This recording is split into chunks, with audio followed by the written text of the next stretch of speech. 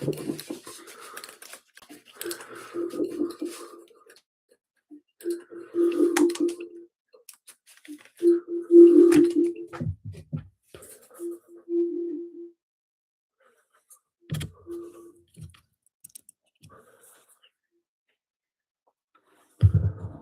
hello, hello,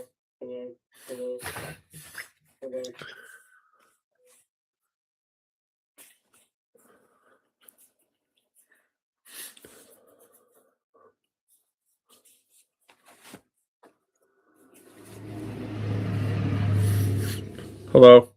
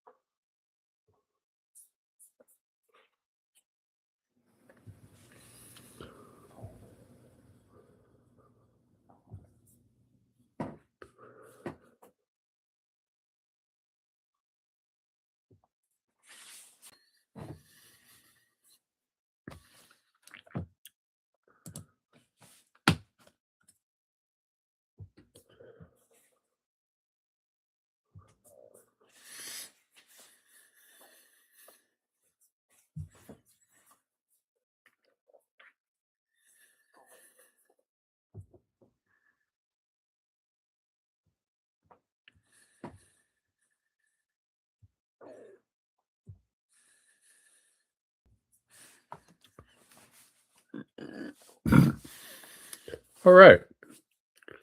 Hello.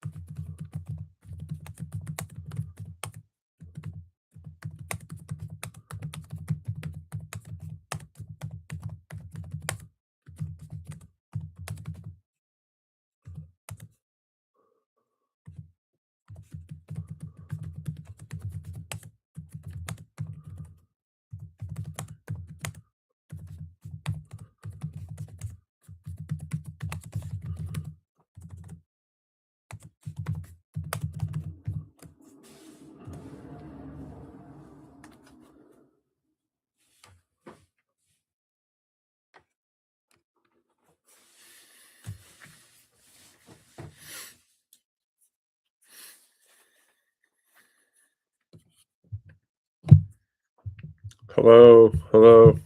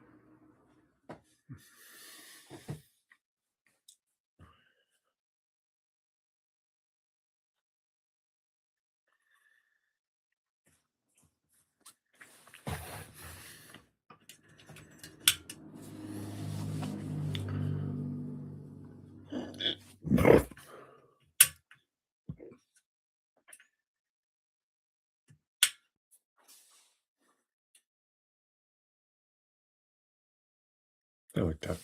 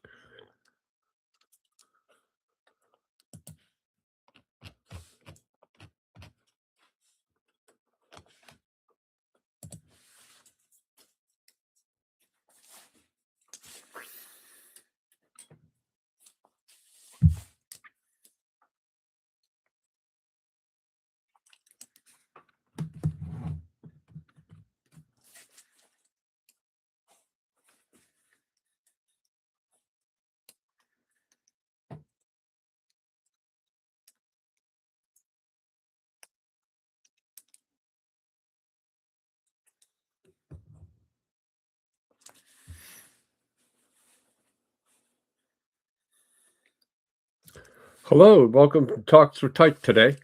We'll be covering Greenleaf's third principle on servant leadership, healing. And did put out a teaser on LinkedIn that will go ahead and, well, one second, let me make one adjustment here.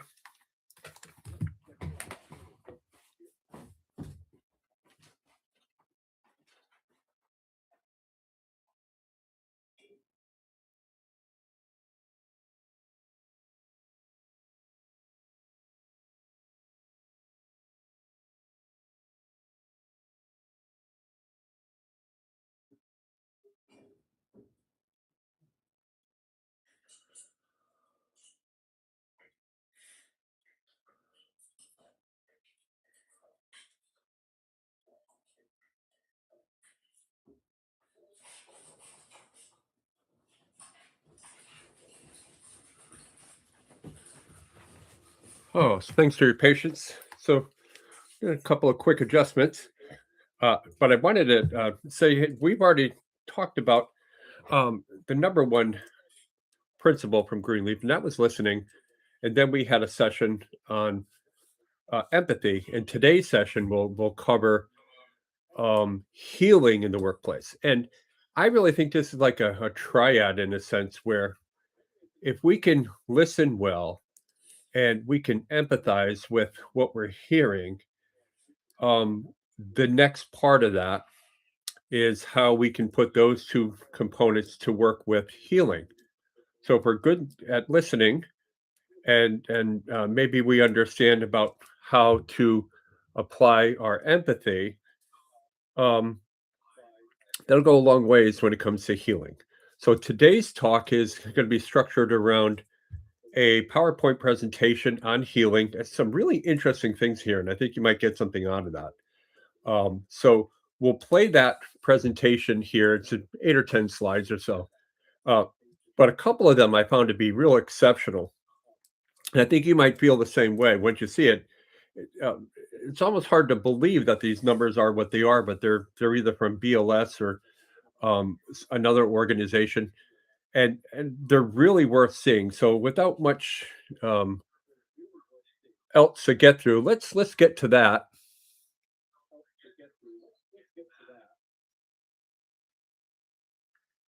and we'll go right to our presentation. And as I mentioned, this is the healing principle that um, Greenleaf's had set out in 1970. So let's see what he had to think about. But this first slide here, and I thought when I saw this for the first time, I'm like, gosh, these numbers are staggering. But before healing can be offered, we have to see the wound clearly. And this isn't just the United States, but this is more of a world view here about what's going on through 5 different countries, the United States being one of them. But workers report burnout or exhaustion at an 85% rate. They face moderate to very high work stress. Three out of almost three out of every four. $300 billion in annual cost to stress the U.S. economy, and 120,000 deaths related to chronic job stress. But here's a very interesting part. If you look at the lower portion here, where we have 4 generations here, where we have the Gen Z generation, the millennial generation, Gen X generation, and the boomer generation. And look at those numbers. These were staggering from when I first saw them this week when I was putting this together. I'm like, I'm going to double check these because they just seem so far um, out of my out of my own belief at the time. But that's what they are. And it was amazing to know that Gen Z looks at their workplace as completely broken, at least 3 out of 4 of them. Whereas maybe 3 or 4 out of boomers might feel that way. We're looking at a workplace that, according to Gen Z, is really broken, and 3 out of every 4 are saying that. The next slide here was you may have seen before about how Greenleaf, his bio, 38 years as an executive, retired from AT&T in 64, came to servant leadership after retirement in 1970, and he must needed more things to do after a very fruitful career with AT&T as an executive. Principle number 3, healing, and to recognize his brokenness, which is a major factor. Uh, but people, as it says, people carry wounds to work. Servant leaders see this clearly and don't pretend that otherwise, that something else is happening when this is really happening, just to recognize the brokenness, because you can't fix what you don't recognize. And to offer wholeness, healing isn't therapy, it's space where people can restore and grow without judgments. That's great. So this is not about um this is not about hugs and that kind of thing. We're talking about wholeness. We're trying to get to wholeness here. So sharing that journey, leaders and team members are both searching for wholeness. So it's a joint operation. It's not one is greater than the next or vice versa. This is a joint operation the relationship itself becomes the medicine. And as we talked about healing here, but what healing looks like in practice, from active acknowledgement all the way down to the language of wholeness. Because wholeness is the end point of where we're trying to get. But if we begin on our journey here, it says healing leader names what the team is feeling, whether it's loss or uncertainty or frustration, without rushing past that, just acknowledging that. Um, and then the psychological safety for team members can speak up without fear of reprisal, without fail, and ask for help without fear. Uh, the leader models vulnerability first and growth after the failure. Mistakes become learning moments, not just like admonishments or uh, you can't do this well. But once that happens, once a mistake happens, it's important to recognize that, and you can use that in your leadership roles as training exercises to find out what exactly did go wrong. And that relational investment, the leaders knows who people are beyond their job title. It doesn't matter who you are, what your job title is, from the top to the bottom, their hopes, their families, and personal challenges. But it's not about job title, because in this sense, we are all broken. Not some of us. We're all broken equally. And it's a fair process. Decisions are made transparently. People may not always like the outcome, but they trust now how it is reached, because what we're trying to do is get to healing. And the language of wholeness, words chosen intentionally, not resourced or headcount, but people, contributors, and colleagues. So the research shows us this, that the five nations here, Canada, Pakistan, China, US, and Brazil, over 800 employees confirmed stress reduction and safety. So this is not just a United States thing. As we can see in this 5 country study here, what we're learning, that burnout and retention, psychological safety. Look at these numbers, work engagement improvement.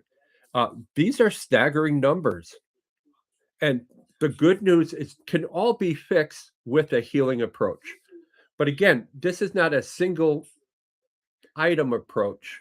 Healing is not going to bring everything that we need to reduce these numbers. Again, our first principle that we talked about was to be able to listen, and then be able to take what we've heard and put that into something that we could show and understand the empathy. And now, once we have those two principles, we can form some better judgments for a workplace, whether it comes to safety or burnout or retention and motivation gains, those types of things. But again, great numbers here. Um, and servant leadership positively correlates with all dimensions of work engagement. So this is not like maybe some places or not. It all does. And here are some of the organizations that I'm sure everyone has heard of that use servant leadership and healing in their day-to-day operations. Southwest Airlines, Marriott International, Starbucks, and TD Industries, Zappos, US Cellular. These are companies that are trying to implement or grow with their employees. And if we were to look up all these companies, these 6 companies here, we'd ask ourselves, how is there, if we go back to our slide, how well are they doing in terms of psychological safety or motivation gains or employee retention? And are they more engaged than their counterparts or the companies that they compete against? And I showed Kim this graph here, and again, rather staggering. If we look at the servant healing leader here in the orange, and we can see that trajectory begins at 40 and is now over a 5-year period hitting at a 78 mark. We look at the gray at the same starting point over that 5 years, and we see that declining down to 30. So traditional management is losing ground here, while servant leadership and the healing practice is gaining ground. So these are the numbers: 66% of less patient safety incidents, two-thirds, 40%, 41% lower absenteeism when they're engaged, higher profitability in servant-led orgs, 23%, almost 1 out of every 4, and 2.5 times more likely to be top performers. So if you're a company and you're looking to get better, this data should support what you want to do. So, who in your world is waiting to be made whole? One, notice who's hurting. Two, name it with care. And three, walk towards wholeness together. Remember, this is a shared experience. It's not a singular experience. It's not you taking your idea and imposing it on someone else. This is a shared idea across the spectrum in the workplace. So, I hope that um, uh, makes some sense. And the next thing that we're going to talk about today are some talking points. I have about 8 or 10 talking points that I felt that really meshed along with the video presentation today. And for anyone who wants a copy of the PowerPoint, let me know. I will post this on LinkedIn after our session, either today, tonight, or tomorrow. Uh, but I think these are really good decks to go back to and refer to and use in your own organization. So, anybody wanting that, I'll be glad to send that out to you as well.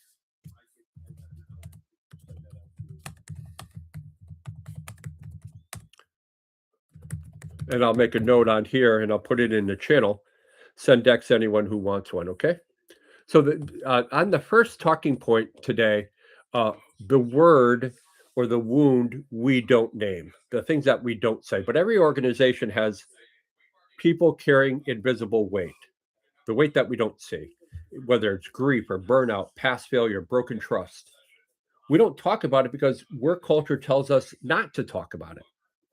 But Greenleaf said the servants leader's first move is to see it. You can't change what you don't recognize. So with that principle, that is our starting point. You can't heal what you refuse to acknowledge. So ask yourself, when's the last time you named out loud what your team was actually going through? What is your team going through right now? Is it is it a new route that maybe they're trying to adopt? A newer customer or an older customer coming back into the route or whatever it is, whatever this scenario. I'm just using transportation or operations or logistics from my own background, but whatever that may be, the idea is that somebody is going through something every day. So there's always room to be asking about healing. The second thing what Greenleaf had said is that he didn't use the word healing the way we use it in therapy. Um, so it's the search for wholeness. It's something that it's shared. And that's the whole thing right there. Servant leaders and team members both are incomplete. We're just incomplete, both on that same journey, whether it's the leader in the organization or the person that just onboarded and is starting a brand new job for the first time. Everybody has shared experience here.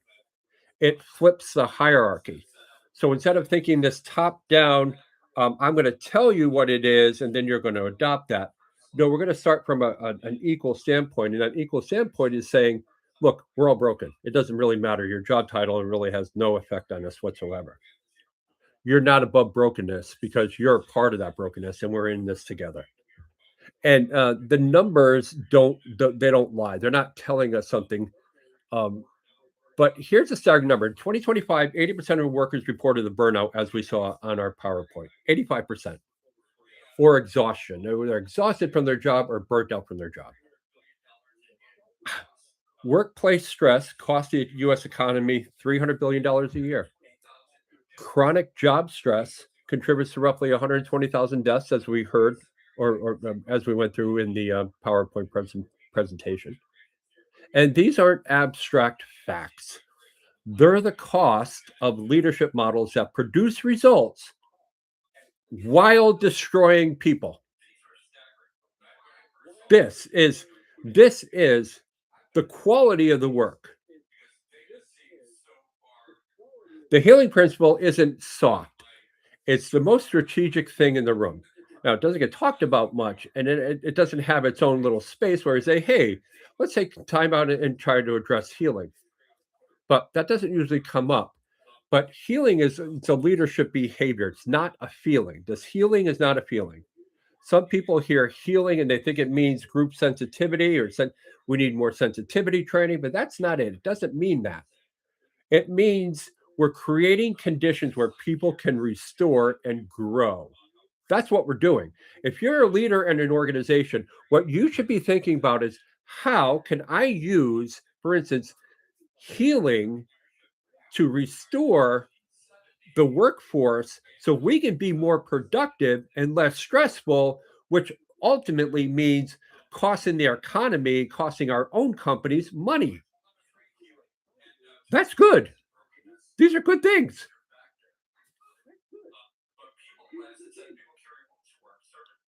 So uh, they're not personality traits. You either have that or or don't, right?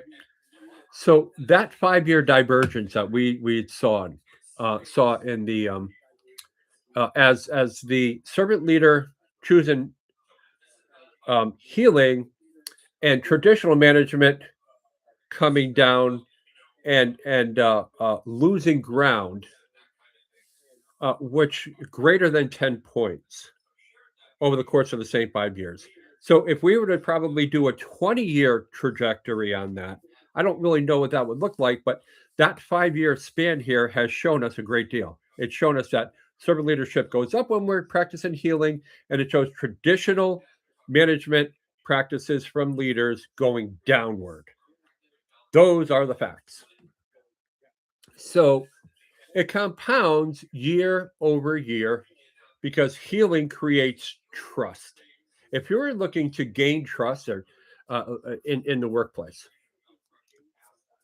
trust creates discretionary effort. Discretionary effort is what separates average organizations from exceptional ones. So these are something that we want to do. This is something we should be working for, and it works everywhere in the world. We shown earlier in the PowerPoint presentation that Brazil, China, the United States, and Canada,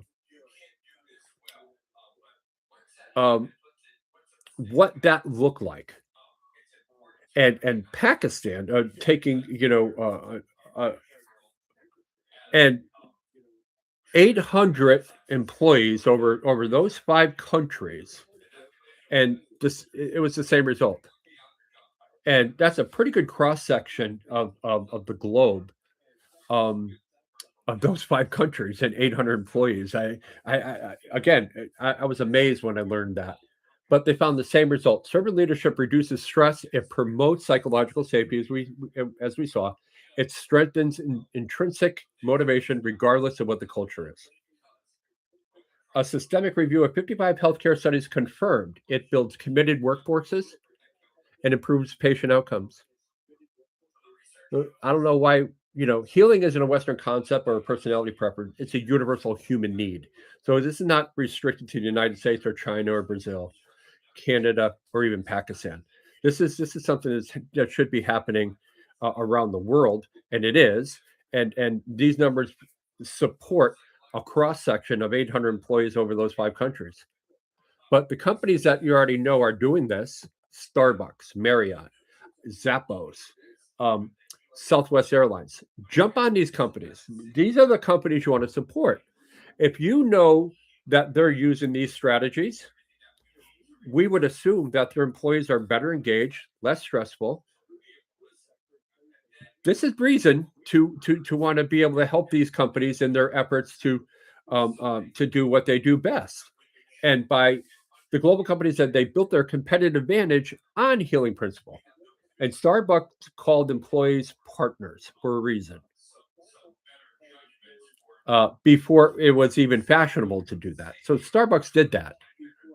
No matter what you think about Starbucks, understand they're practicing healing in their workforce. It doesn't mean that the company has reached the apex of the greatest thing happening, but the numbers are going to support what they do.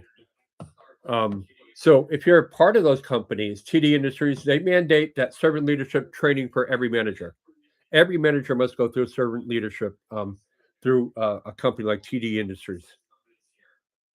TD Industries says, all right, if you're going to be a manager here, if you're going to learn certain servant leader practices, these choices aren't structural, they're not cosmetic, they're not superficial, they're real. So the leader has to heal too. So part of that process is that it's not the leader, the deliverer of the message that is already healed and is just out on some kind of campaign of healing. That's not it. The leader shows up at work the way everyone else shows up at work, broken. So it's a shared experience. The leader isn't a healed person just distributing this. So being on the same journey with everyone around you, keep that in mind at top of your thoughts. Healing starts with the person holding the title.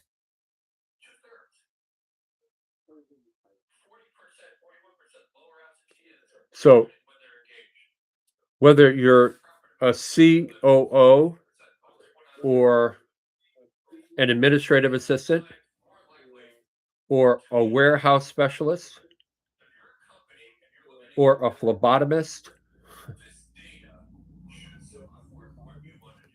your title doesn't exclude you from healing. It's a shared experience. So, what healing is not, it's not tolerating poor performance. So, you can't say, okay, I need to be healed, and therefore my performance is so bad, you must tolerate this. That's not what Greenleaf had in mind. It doesn't support that idea. So, it's just not avoiding these hard conversations. It's not pretending that everything is fine when it isn't. Again, back to the first thing, acknowledgement. We acknowledge that we need some healing in the organization, right? In fact, the healing leader is often the one willing to have the most honest conversation in the room because honesty delivered with care is itself a form of healing.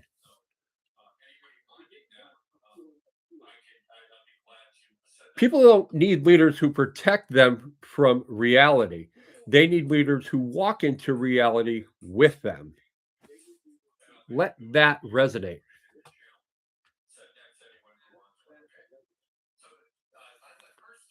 And the last talking point that I had this week was about uh, the question that changes everything. And Greenleaf's best test of servant leadership wasn't about performance review or some financial metric. It was this, and I'm going to leave you with this when it comes to the talking points. And I'm glad I had this for last, and I'm hoping that this will this little anecdotal idea will stay with you. Do those served uh, uh, in an environment where there's healing?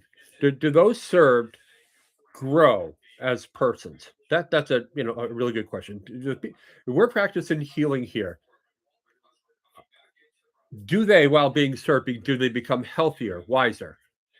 Are they feel more freer, more autonomous, that they can govern their own selves, more likely themselves to become servants and say, okay, I see your practice, you see my practice.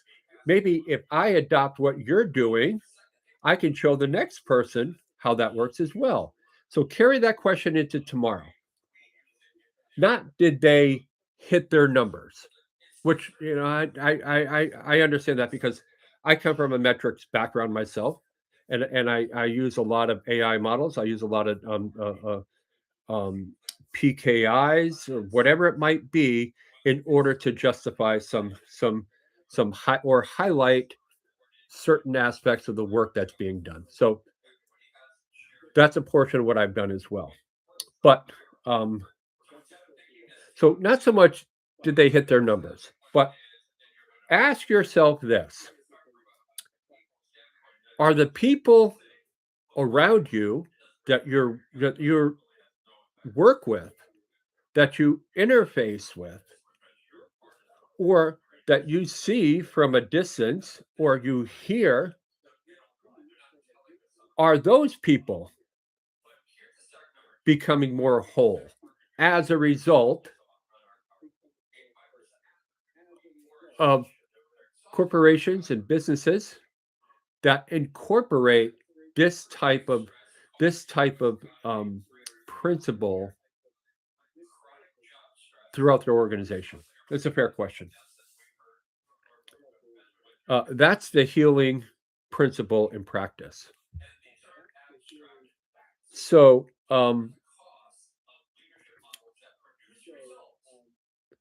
I would say if anybody has uh, any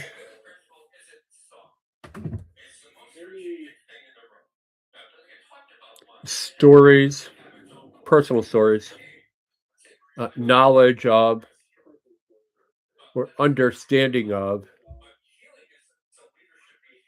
some of the type of healing that goes on in the company, you want to share that. We could do this again because I think healing is just one of those things as well. That's so important. We probably can't talk enough about it. I don't think that healing itself is a one and done type thing. I think it's something that we have to nurture. We have to acknowledge it, and we have to begin to mold it, and we have to begin to accept our findings for what they truly are. And I think we can do that. And organizations that refuse to do that, maybe they have a different approach. Maybe it works. I don't know. But the numbers seem to support or suggest maybe it's not working in a conventional sense, in a conventional managerial hierarchy without it.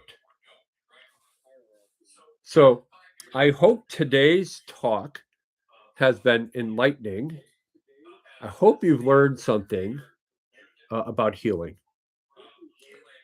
And as I mentioned just a minute or two ago, I will post the talking points on LinkedIn along with the slide deck for anybody that wants it.